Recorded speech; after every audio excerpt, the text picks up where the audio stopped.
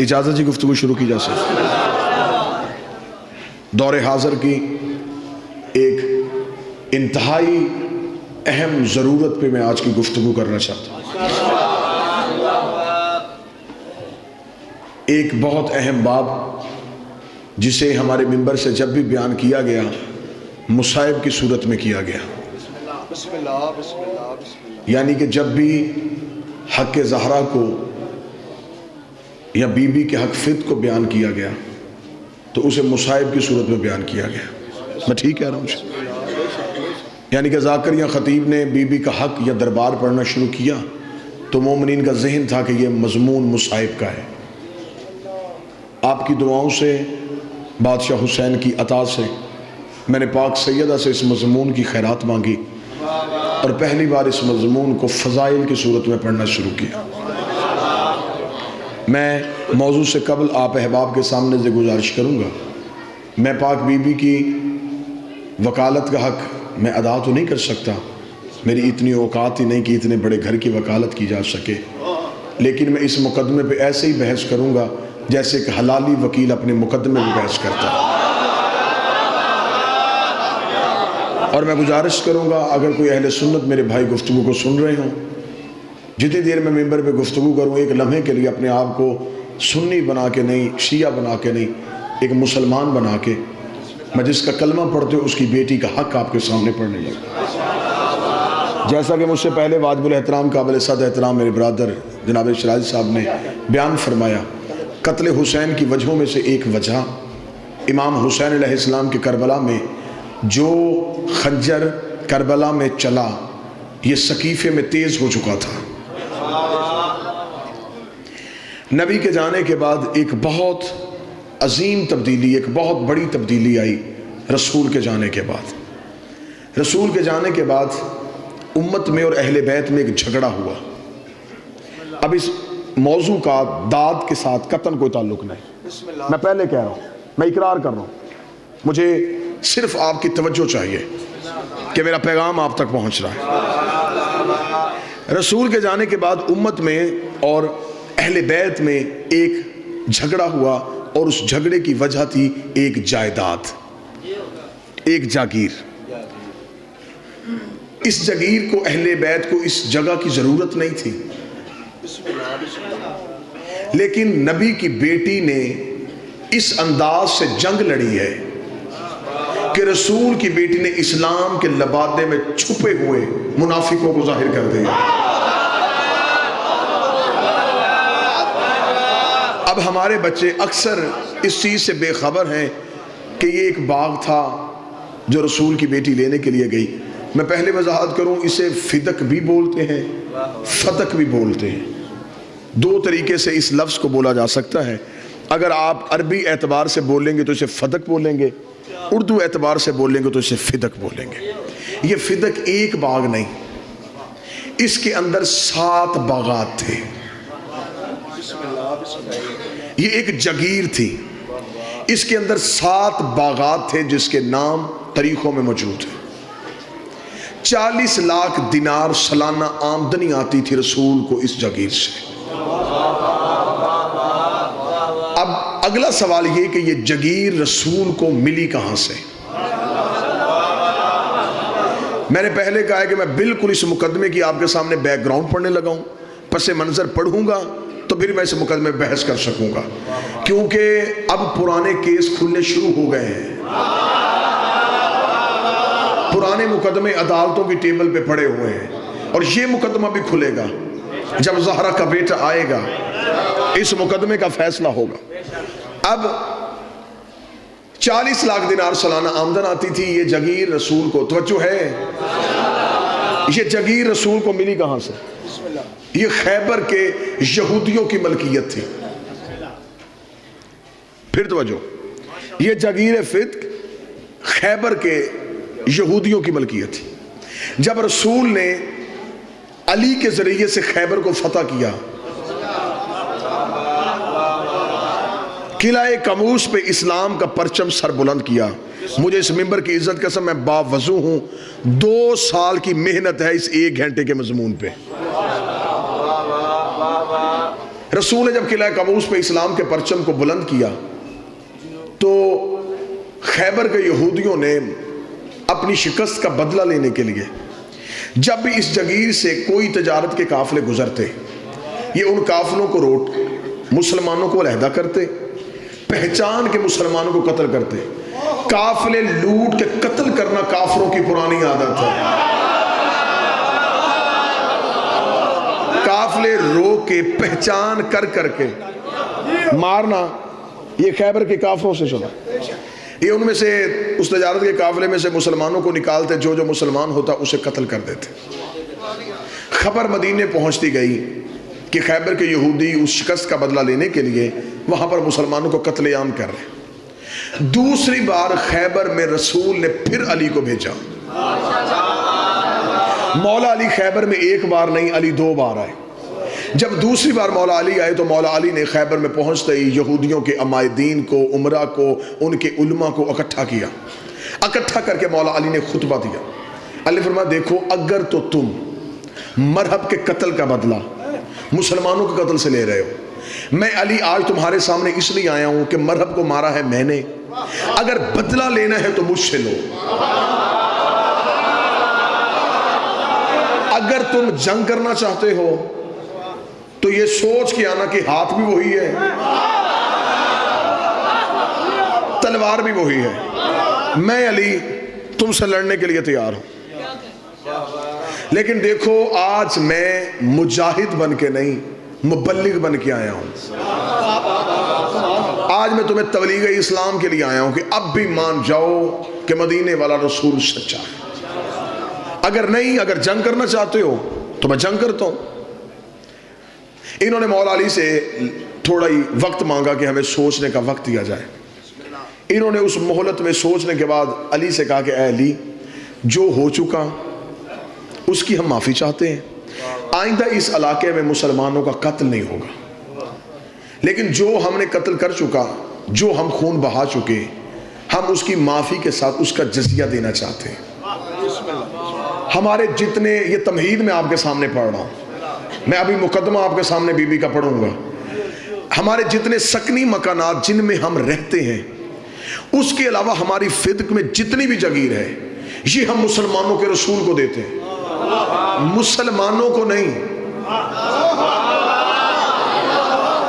مسلمانوں کے رسول کو دیتے ہیں۔ مولا نے ان سے ایک معاہدہ لکھوایا، انہوں نے ایک معاہدہ لکھا، اپنے دستخط کیے، مولا امیر نے اپنے دستخط کیے۔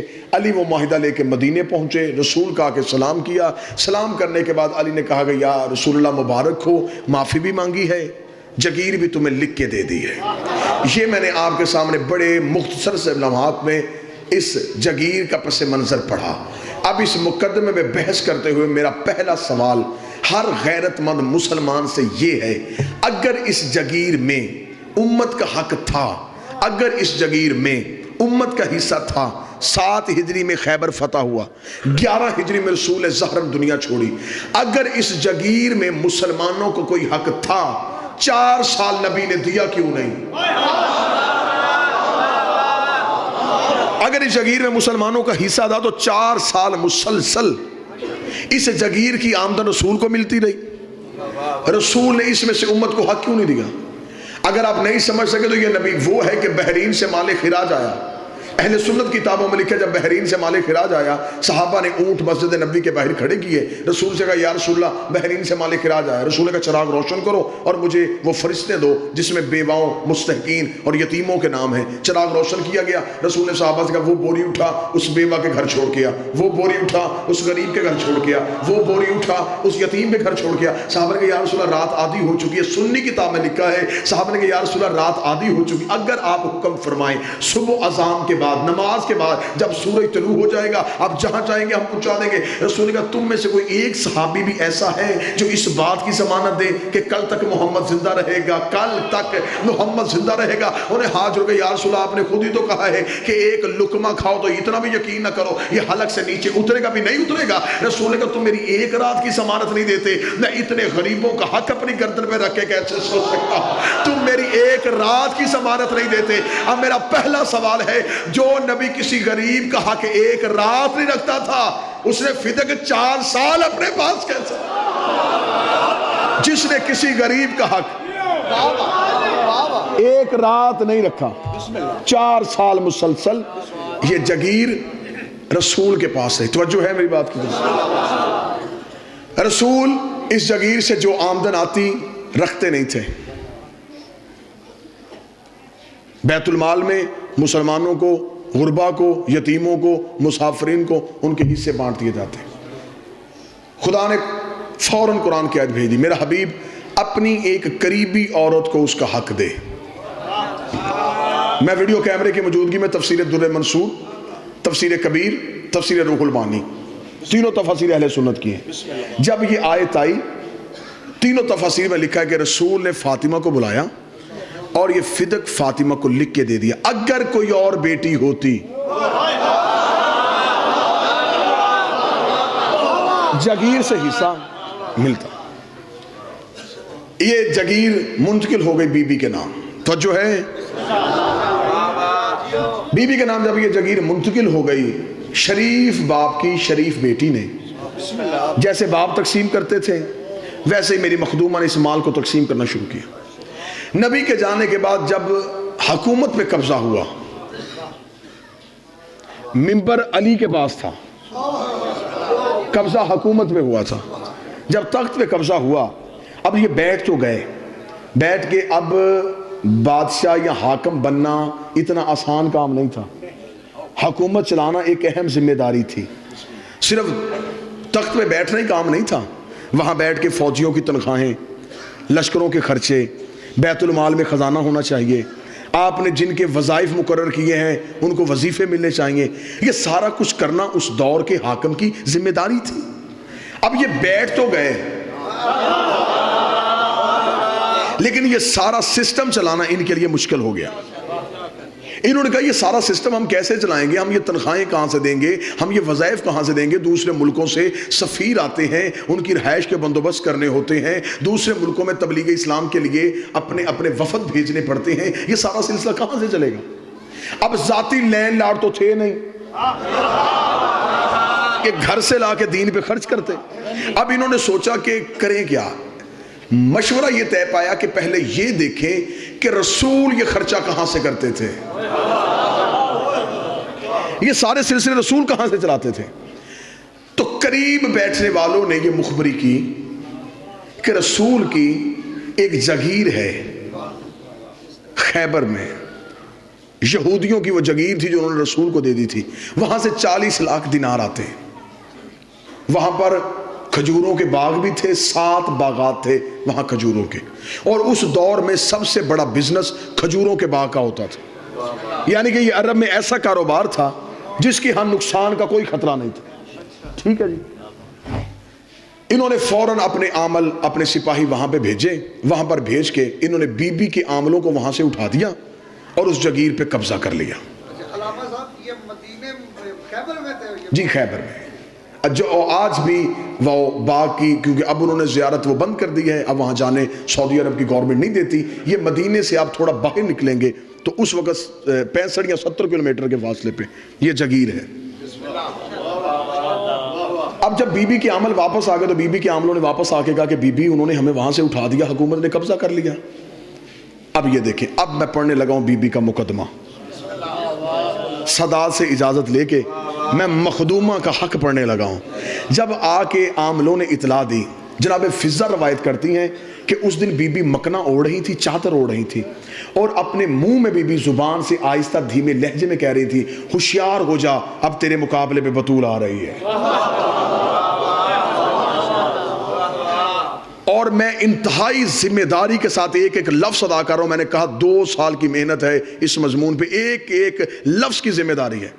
جس دن بی بی دربار میں گئی ہیں حق لینے کے لیے، اس دن بی بی کے 2 دروازے تھے مسجد میں، ایک وہ جو گھر کے اندر سے مسجد میں کھلتا تھا، جو رسول نے سارے صحابہ کے بند کروائے تھے لیکن علی کا بند نہیں کروایا تھا، یہ وہ دروازہ، ایک دروازہ وہ ہے جو مرکزی گیٹ ہے مسجد کا۔ جس دن بی بی دربار میں آئی ہیں اس دن بی بی حجرے والے دروازے سے نہیں آئیں، جبکہ ہمیشہ بی بی رسول کے دور میں بھی جب بھی مسجد میں آتی تھی تو حجرے والے دروازے سے آتی تھی، آج بی بی حجرے والے دروازے سے نہیں، آج مرکزی دروازے سے آئی.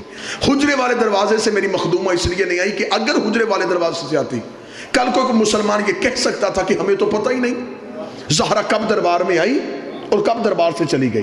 اس دن بی بی آئی ہے مرکزی دروازے سے, پہنچ گئی رسول کی بیٹی دربار میں, حاکم بیٹھا تھا تخت میں. میرا پہلا سوال ہے ہر غیرت مند مسلمان سے, آج بھی شرعی عدالت میں چلے جاؤ, پاکستان کی سپریم کورٹ میں شرعی عدالتوں میں جا کے آج بھی قوانین شرعیہ اٹھا کے دیکھو, آج بھی پاکستان کے قانون کے مطابق اگر فیصلہ کیا جائے زہرا پھر بھی جیت رہی ہے. آج پاکستان کے قوانین شرعیہ کے مطابق فیصلہ کیا جائے. میں سمجھا کے بات کروں گا, میں نے پہلے کہا تھا داد نہیں دینی, صرف سوچنا ہے اور توجہ فرمانی ہے. قوانین شرعی میں لکھا ہوا ہے کہ اگر کسی جگیر پہ قبضہ کرنے کے لیے مسلمان مجاہدین کا خون اور پسینہ بہے اور وہ جگیر مسلمان لے لیں, اس جگیر میں ہوتے ہیں 5 حصے. 4 ہوتے ہیں ان مجاہدین کے جنہوں نے جنگ کی, 5واں ہوتا ہے رسول کا.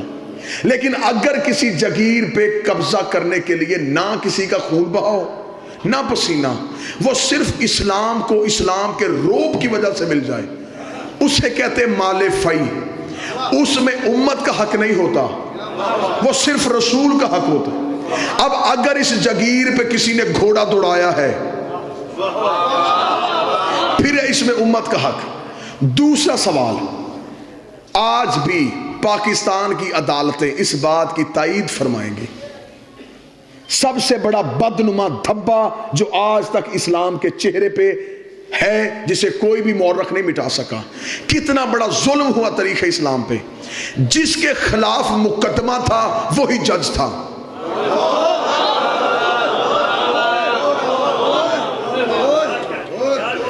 جو اس مقدمے میں فریق تھا وہی جج تھا. شریعت محمد کے مطابق حاکم وہ مقدمہ سننے کا اہل ہی نہیں تھا. شریعت کے مطابق یہ مقدمہ جانا تھا قاضی کے پاس, اس مقدمے کو قاضی نے سننا تھا. شریعت میں حاکم کے ساتھ ایک قاضی مقرر ہوتا ہے. اگر آپ سٹیٹ کے خلاف آئیں گے, اگر آپ حکومت کے خلاف آئیں گے, وہ مقدمہ حکومت نہیں, اسلام کہتا ہے کہ وہ مقدمہ قاضی سنے گا. قاضی کا چناؤ ہے, توجہ ہے میری بات کی جانب, اس لیے اسلام ہے قاضی کا چناؤ. اور آج بھی پاکستان کی عدالتوں میں یہ نظام موجود ہے. آپ نے پچھلے دنوں دیکھا افتخار چودھری کے بیٹے کو عدالت میں لایا گیا, اس نے بینچ چھوڑ دیا. اس نے کہا کیونکہ میرا بیٹا مجرم ہے لہٰذا میں یہ مقدمہ سنوں گا, نہ میں سن سکتا ہوں. تاریخ اسلام میں سب سے بڑا ظلم یہ ہوا, جس کے خلاف بھی مقدمہ لے کے آئی تھی وہی منصف تھا.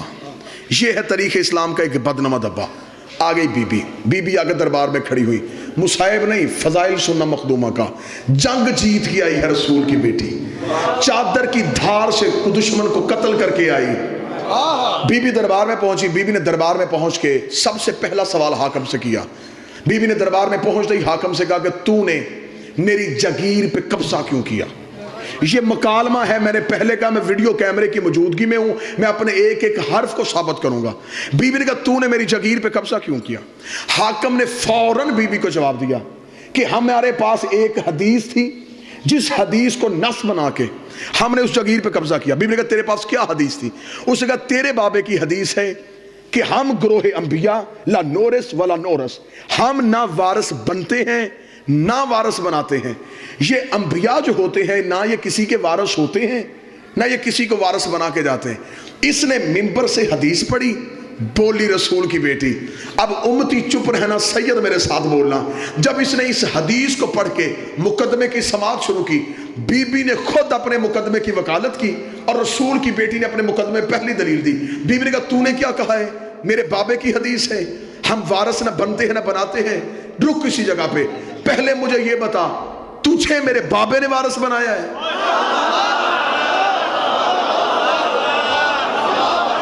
پہلے تو مجھے یہ بتا کہ تو جو وارث بنا ہے کیا تجھے میرے بابے نے بنایا ہے؟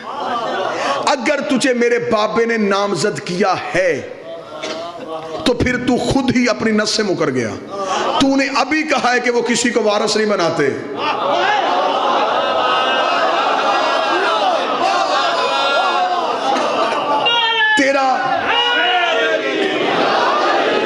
نامزد ہونا غلط۔ حاکم چپ ہوا۔ حاکم نے کہا مخدومہ بنت رسول تو اپنے مقدمے میں بحث کر، دربار میں اکیلی وکیل۔ مخدومہ نے کہا میں اپنے مقدمے میں بحث کرتی ہوں۔ اس نے کہا تیرے پاس ثبوت؟ بیوی نے کہا میرے پاس ثبوت ہے۔ ثبوت پیش کیا جائے۔ بیوی نے عدالت میں وہی معاہدہ جو یہودیوں نے لکھا تھا، جس میں مولا علی کی بطور گواہ اور رسول کی مہر تھی، اور نیچے لکھا تھا رسول نے کہ یہ جگیر میں اپنی بیٹی فاطمہ کو دیتا ہوں۔ بیوی نے وہ تحریر دربار میں پیش کی۔ انہوں نے تحریر پڑھتے ہی دوسرا سوال سماعت مقدمے کی کرتے حاکم نے کہا کہ اس تحریر پہ کوئی گواہ۔ لو پھر پھنس گیا حاکم، دوسری بڑی غلطی کر گیا، دوسری بڑی غلطی کر گیا حاکم۔ قانون قرآن کے مطابق معصوم سے گواہ مانگنے کی اجازت ہی نہیں ہے۔ میں محنت آپ کے سامنے پڑھ رہا ہوں۔ قرآن کے مطابق معصوم سے گواہ مانگنے کی اجازت نہیں۔ میں قرآن سے نص دیتا ہوں۔ مریم کی قوم نے مریم سے پوچھا بچہ کہاں سے آیا؟ 3 دن کا عیسیٰ بول پڑا۔ قرآن کہتا انی عبداللہ اتانی کتاب وجعلنی نبی، میں اللہ کا بندہ ہوں، کتاب لے کے آیا ہوں، نبی بن کے آیا ہوں۔ قوم نے عیسیٰ سے گواہ نہیں مانگا، معصوم ہے۔ میں ایک حوالہ دوسرا دیتا ہوں، کتاب کا نام حیات الحیوان، لکھی آقا دمیری نے، چھپی جامع الازہر مصر سے۔ مدینے میں ایک شخص جس کا نام اسود تھا، یہ گھوڑا بیچنے کے لیے آ گیا۔ عربی تھا یہ گھوڑا بیچنے کے لیے آ گیا۔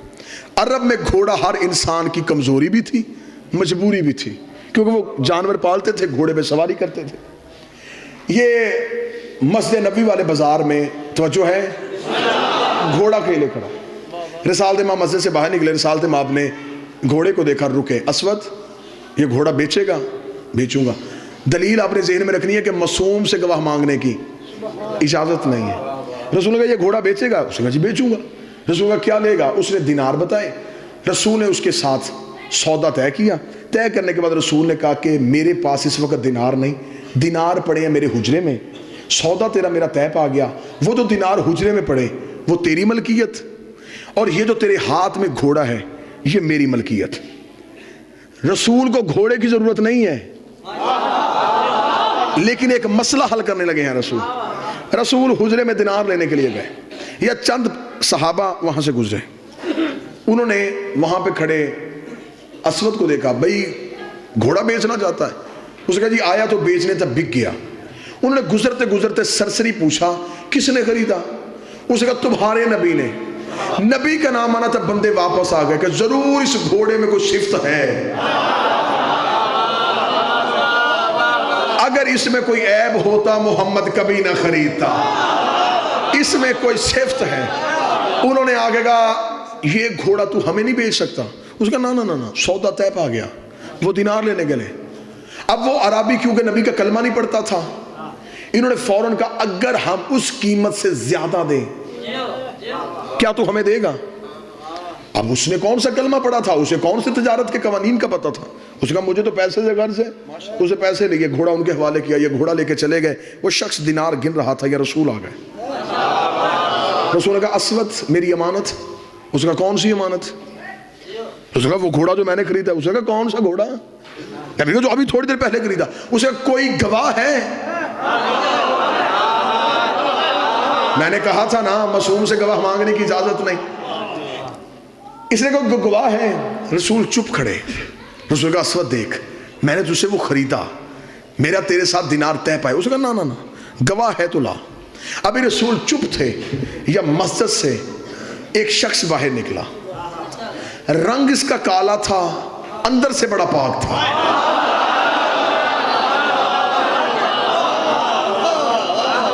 یہاں اس کے ولایت علی کا نور تھا۔ آ کے بلال نبی کے قدموں پہ، سردار آپ کیوں بازار میں رکے ہیں؟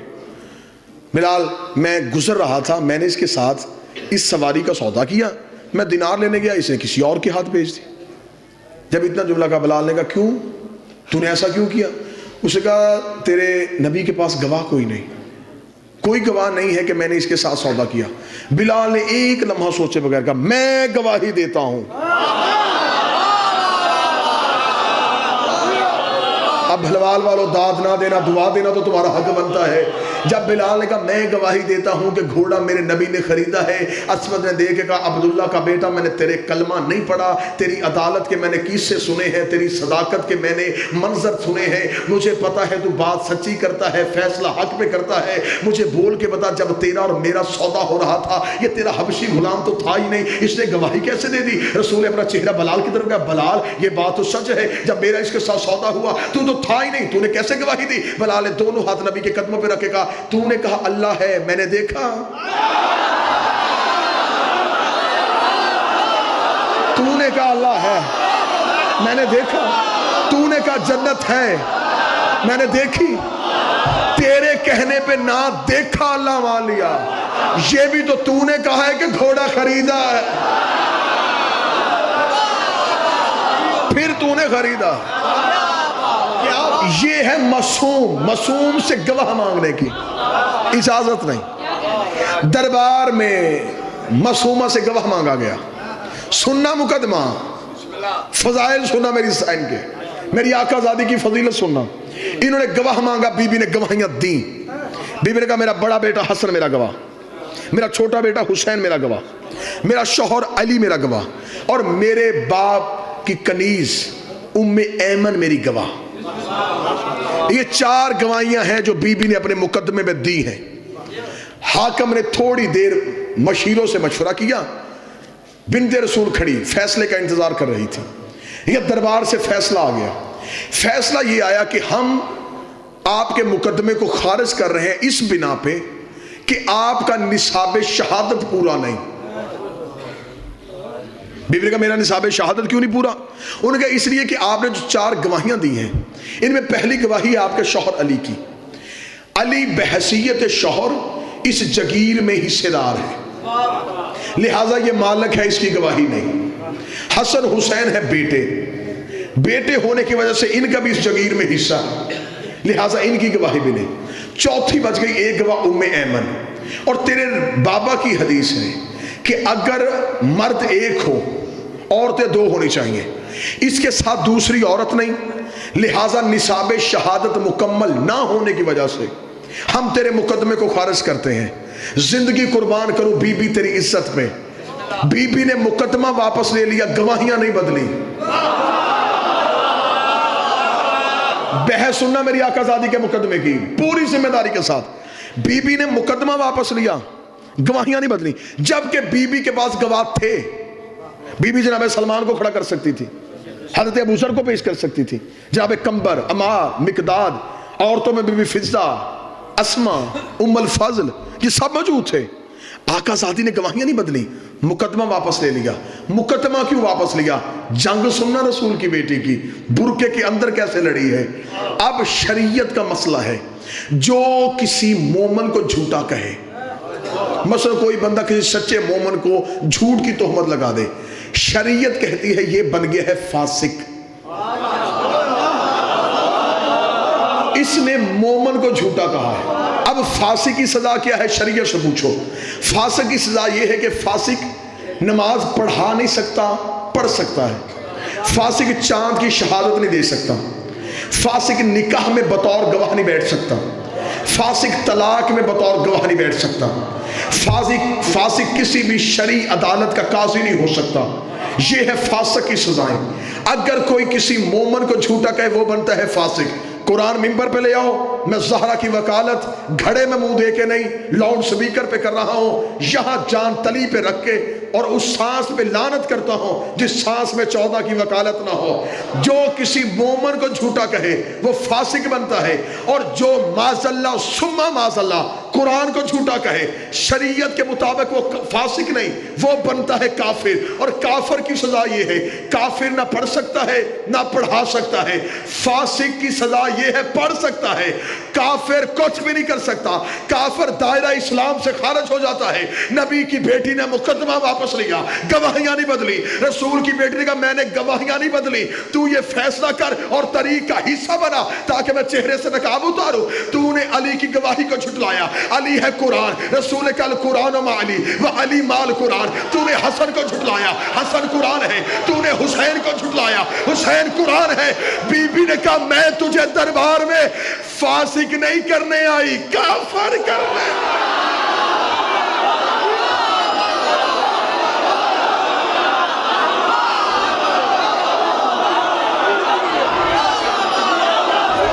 بسم اللہ.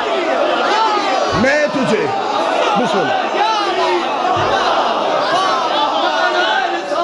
یا رسول یا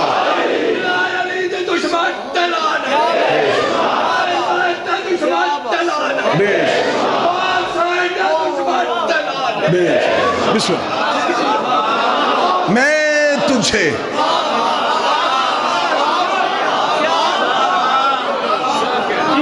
جو کام نبی نہیں کر سکا،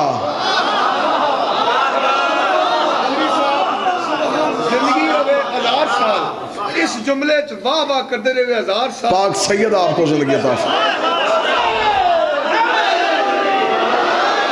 مخدومہ نے اصل چہرہ بے نقاب کیا. سننا مقدمہ سننا میری آقا زادی کا. بی بی نے مقدمہ واپس لیا. حکیم صاحب مقدمہ واپس لیتے ہی بی بی نے دوسرا مقدمہ دائر کیا. بی بی نے کہا یہ مقدمہ واپس ہو گیا، فیصلہ کر دیا تو نے فیصلہ. نہ فیصلہ نہ بدلنا، میں مقدمہ واپس لیتی ہوں. وہی کھڑے بی بی نے دوسرا مقدمہ دائر کر دیا. بی بی نے کہا تو ہے حاکم، میں ایک بیٹی بن کے باپ کا حق لینے آئی ہوں، باپ کا حق دے. حکومتیں پریشان ہو گئی، دربار میں لڑ رہی ہے محمد کی بیٹی، برقعے کے اندر لڑ رہی ہے رسول کی بیٹی. رسول کی بیٹی نے کہا حق دے. اس نے کہا توجہ، اس نے کہا حق میں نے تجھے کہا نہیں، میرے پاس حدیث ہے. چند قدم چلی، آگے چل کے کھڑی ہوئی. بی بی نے کہا اب بول کیا کہا تو نے. اس نے کہا میرے پاس حدیث ہے. بی بی نے کہا حدیث سنا. اس نے کہا تیرے بابا نے کہا تھا ہم گروہ انبیاء نہ وارث بنتے ہیں نہ وارث بناتے ہیں. مخدومہ چادر کی اندر سے بولی. بی بی نے کہا تو نے حدیث پڑھی ہے؟ میں قرآن کی آیت پڑھتی ہوں، میں قرآن پڑھتی ہوں. کون سی آیت؟ بی بی نے کہا بسم اللہ الرحمن الرحیم وَلِكُلْ جَعَلْنَا مَوَالِي تَرَكَ الْوَالِدَيْنَ وَالْأَقْرَبُونَ. جو کچھ ماں باپ چھوڑ کے جائیں اس میں رشتہ داروں اولاد کا حصہ ہوتا ہے. اس سے کہا میرے پاس حدیث ہے. بی بی نے کہا میں دوسری آیت پڑھ دیتی ہوں وَلِلرِّجَالِ نَصِيبٌ مِّمَّا تَرَكَ الْوَالِدَيْنَ وَالْأَقْرَبُونَ. جو کچھ ماں باپ چھوڑ کے جائے اس کا بیٹے کا حصہ ہوتا ہے. اس سے کہا میرے پاس حدیث ہے. بی بی نے کہا میں تیسری آیت پڑھ دیتی ہوں وَلِلنِّسَاءِ نَصِيبٌ مِّمَّا تَرَكَ الْوَالِدَيْنُ وَالْأَقْرَبُونَ. جو کچھ ماں باپ چھوڑ کے جائے اس میں عورت کا حق ہوتا ہے. اس سے کہا میرے پاس حدیث ہے. بی بی نے کہا میں چوتھی آیت پڑھ دیتے ہوں وَوَرَثَ سُلَيْمَانَ دَاؤُدَ. ہم نے نبی کو نبی کا وارث بنایا. اس نے کہا میرے پاس حدیث ہے. بی بی نے کہا میں پانچویں آیت پڑھ دیتے ہوں قُلْ أَسْأَلُكُمْ أَجْرًا إِلَّا الْمَوَدَّةَ فِي الْقُرْبَى. اگر میرا بابا اجر مانگ سکتا ہے میں بابے کا حق کیوں نہیں مانگ سکتی؟ بلوال والو شیعہ ہو سنی ہو تمہیں 14 کی عزت کا واسطہ میں زہرا کا حق بیان کر رہا ہوں. حاکم ایک حدیث پڑھتا گیا. بی بی بدل بدل کی آیتیں پڑھتی رہی، بدل بدل کی آیتیں پڑھتی رہی. 40 آیتیں جب محمد کی بیٹی نے دربار میں کھڑے ہو کے پڑھتی حاکم کے چہرے پہ موت کی زردی آ گئی. حاکم کا جسم کانپنا شروع ہو گیا.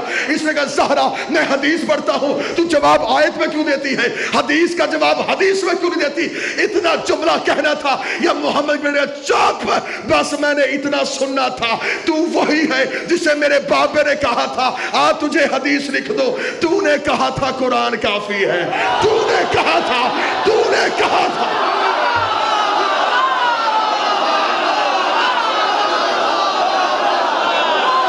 تو نے کہا تھا.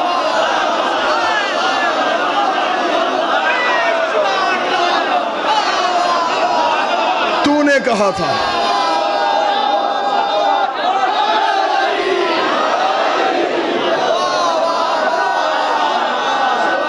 تجھے میرے بابے نے کہا تھا. بسم اللہ. تجھے میرے بابے نے کہا تھا میں تجھے حدیث لکھ. تو نے کہا تھا قرآن کافی. آج میں قرآن پڑھتی ہوں برداشت کیوں نہیں کرتا؟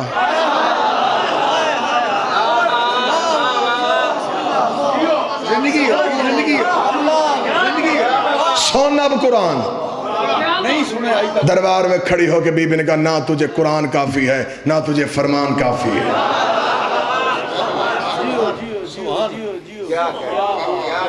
ہار کے نہیں جیت کے آئی ہے. منوا کے آئی ہے. جو کام جنگ میں نہیں ہو سکتا تھا منافق کے چہرے سے پردے ہٹا کے آئی. زندگی اسے دینی ہے جس سے لی تھی. ہر چیز پہ سمجھوتا کر لینا یہ میرے بدے ہاتھ ہیں, کل کا ایک دن رہ گیا ہے, پھر زندگی آنے دے یا نہ آنے دے, یہ میرے بدے ہاتھ ہیں. زہرا کے دشمن پہ کبھی سمجھوتا نہ کرنا. مولا فرماتے ہیں جو ہماری دادی کے دشمن پہ سوچ کے لعنت کرتا ہے ہم 14 اس پہ لعنت کرتے ہیں.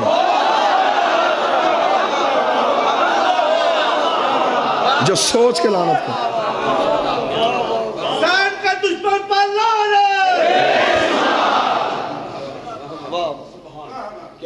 آج بھی جو بندہ نیا شیعہ ہو سر پہ قرآن رکھ کے پوچھو وہ خیبر پڑھ کے شیعہ نہیں ہوا,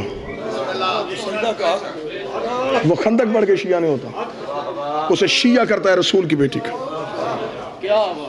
13 معصوموں کی محنت ایک طرف, اکیلی زہرا کا دربار جانا ایک طرف. جو بھی بندہ شیعہ ہونا چاہے اسے منواتا ہے صرف حق زہرا. میں نے اکثر نئے شیعہ ہوئے بندوں سے پوچھا کیوں شیعہ ہوئے, وہ کہتے ہیں شیعہ کر گیا ہمیں رسول کی بیٹی کا حق.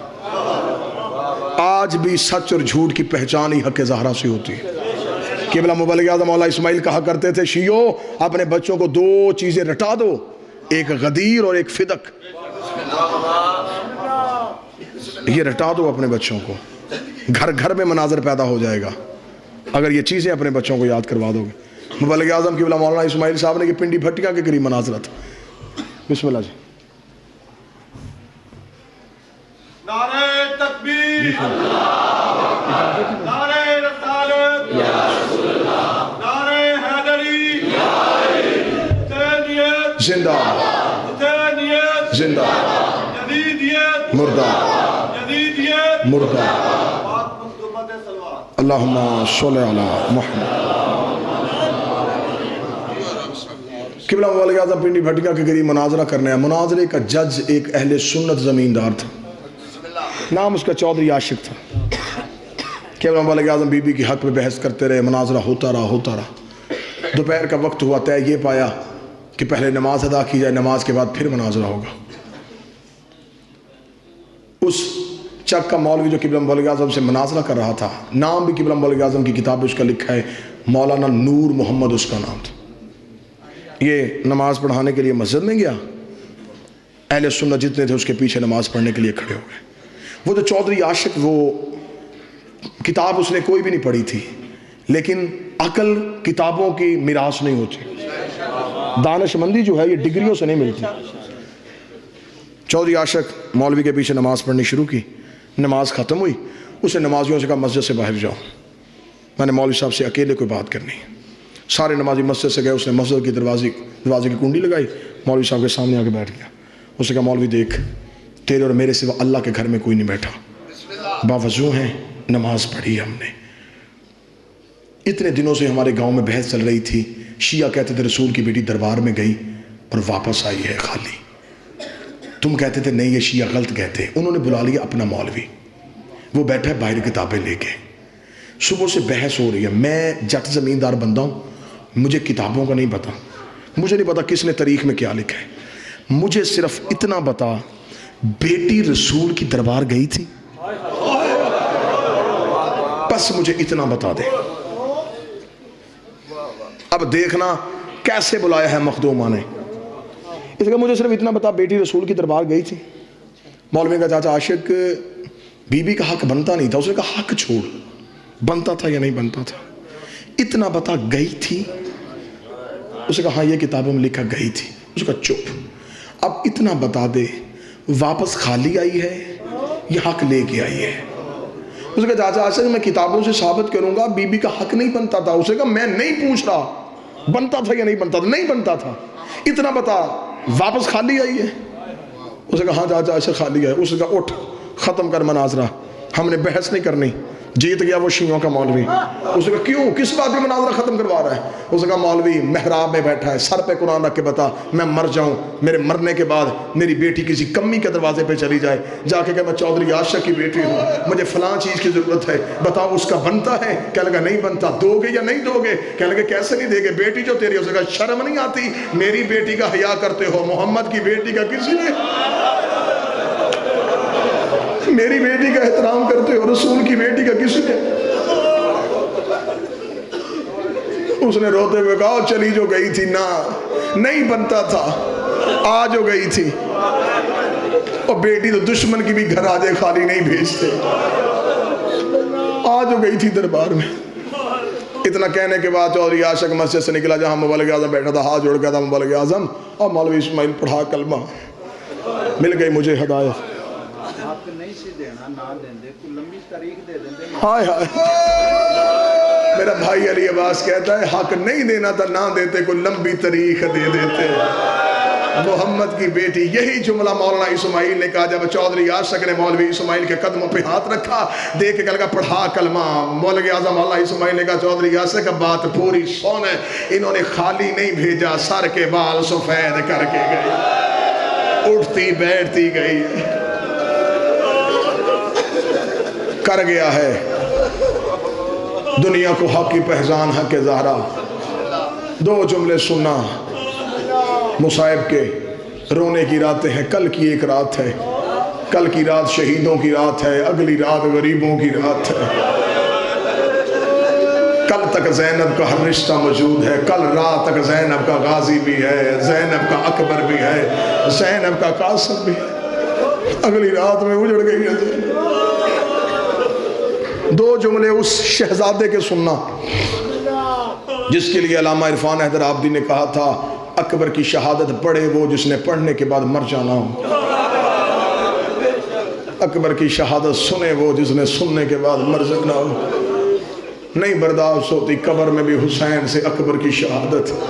آقا مہدی نے حسین کی قبر پہ کھڑے ہو کے اکبر کی شہادت پڑھ دی. آدھی رات کو اپنے گھر میں چیخوں کی آواز سن کے آقا مہدی نے بستر چھوڑا. آقا مہدی نے دیکھا اس کے گھر کے برآمدے میں ایک کالے برقعے والی بی بی رو رہی ہے. آقا مہدی نے دیکھا کہ بی بی من انت, تو کون ہے؟ رو کے کدی پردہ کر, میں محمد کی بیٹی زہرا ہوں.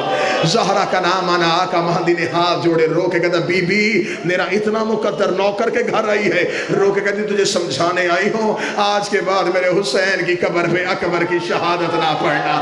آقا مہدی کہتا بی بی میں نے کوئی روایت غلط پڑھی ہے. رو کہتی تو نے روایت غلط نہیں پڑھی, جب سے تو اکبر کی شہادت پڑھ کے آیا ہے میں کبھی کربلا میں حسین چپ کرواتی ہو, کبھی شام میں زینب چپ کرواتی ہو. قبر میں میرا حسین رو رہا ہے, شام میں میری زینب رو رہی. اکبر کی شہادت پہ کربلا میں بیویوں نے پتھروں کا ماتم کیا ہے. آقا دربندی نے کہا پتھروں کا ماتم کیا ہے اکبر کی شہادت پہ. جب اکبر کا گھوڑا خیام سے نکلا